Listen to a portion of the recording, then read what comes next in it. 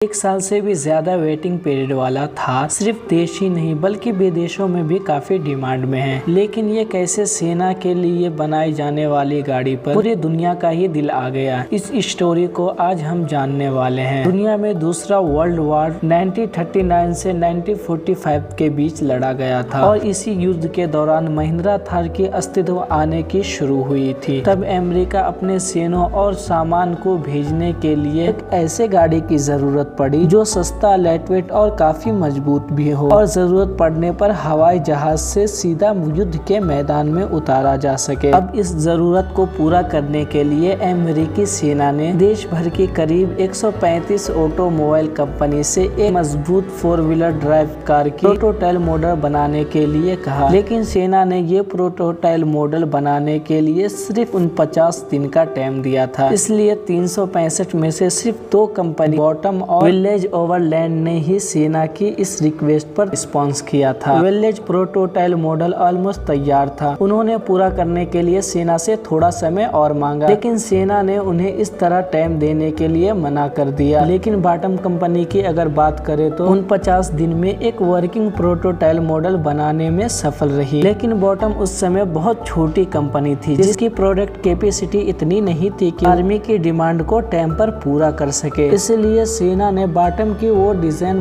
Ford और well दोनों को दे दिया और उन्होंने कहा थोड़ा बहुत चेंज करके अपने अपने मॉडल को पेश करे, जिसकी बारीकी से देखने के बाद विलेज ओवरलैंड के मॉडल को स्टैंडर्ड डिजाइन मान लिया गया। इसलिए इस कार की सारी लीगल राइट भी विलेज कंपनी के ही नाम कर दिया गया। जहां विलेज ने जीप मार्क को ट्रेडमार्क करवाकर ने इस कार का नाम विलेज जीप रखा और इस तरह से फेमस जीप कार की शुरुआत हुई, जिसने आगे जाकर पूरी दुनिया में नाम कमाया। दरअसल ये कार किसी भी तरह की उबड़ खाबड़ रास्ते में चलने में सक्षम थी और साथ ही ये इतनी मजबूत थी कि छोटे मोटे हमले और बंदूक की गोली को भी आराम से झेल सकती थी। और इन्हीं सब चीजों की वजह से ही जीप तुरंत ही वर्ल्ड वॉर का एक अहम हिस्सा बन गई। और आपको जानकर हैरानी होगी कि उस वक्त वर्ल्ड वॉर 2 के लिए करीब 6 लाख जीप बनाए गए थे। जब तक वर्ल्ड वॉर चला तब तक ये कार काफी डिमांड में रही। लेकिन 1945 में वर्ल्ड वॉर खत्म होने के बाद से इस कार की डिमांड भी पूरी तरह से खत्म हो गई। अमेरिकी सेना ने भी इसे खरीदना बंद कर दिया। अब इस घाटे के सौदे से निकलने के लिए कंपनी ने आम लोगों में भी बेचने की कोशिश की, लेकिन जैसी सफल इसे युद्ध के मैदान में मिली वैसी सफल इसे नहीं मिल रही थी। दरअसल वार में यूज होने की खातिर इस कार की सभी एक सोल्जर कार हो चुकी थी और इसीलिए इसे normal day to day car के यूज के लिए इसे कोई एक्सेप्ट नहीं कर रहा था। और कुछ साल तक तो ये कंपनी जैसे तैसे थोड़ी बहुत सेल्स करके ही चली, लेकिन सेल की लगातार कम होने की वजह से कंपनी की हालत बिगड़ते चली गई और एक समय ऐसा आया कि कंपनी पर बंद होने का खतरा मंडराने लगा। और यही वो टाइम था जहां स्टोरी में महिंद्रा कंपनी के फाउंडर जेसी और केसी महिंद्रा की एंट्री हुई। असल में केसी महिंद्रा ने अपनी लाइफ के